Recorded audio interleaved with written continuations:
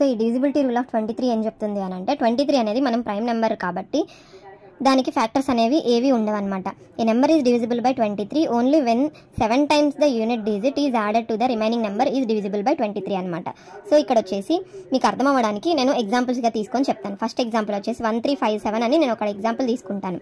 So ఇక్కడ unit digit ఏంది 7, దాన్ని 7 times చేస్తాము 49 అవుతుంది. సో రిమైనింగ్ నెంబర్ 135కి 49 అనేది యాడ్ చేస్తే 184 అవుతుంది. సో ఈ 4ని మళ్ళీ 7 times చేద్దాం 28 అవుతుంది. Remaining number 18 plus 28 is equal to మనకి ఎంత వస్తుంది 46 వస్తుంది. ఈ 46 అనేది 23తో డివిజిబుల్ అవుతుంది కాబట్టి ఈ టోటల్ నెంబర్ ఉన్నట్లయితే a number is divisible by 25 only when the last 2 digits is divisible by 25 అనమాట.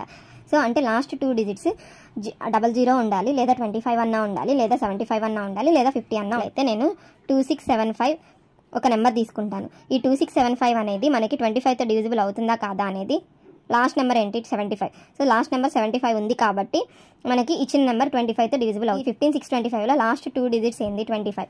ఈ 25 మనకి 25తో డివిజిబుల్ అవుతుంది కాబట్టి మనకి టోటల్ నెంబర్ కూడాను మనకి 25తో డివిజిబుల్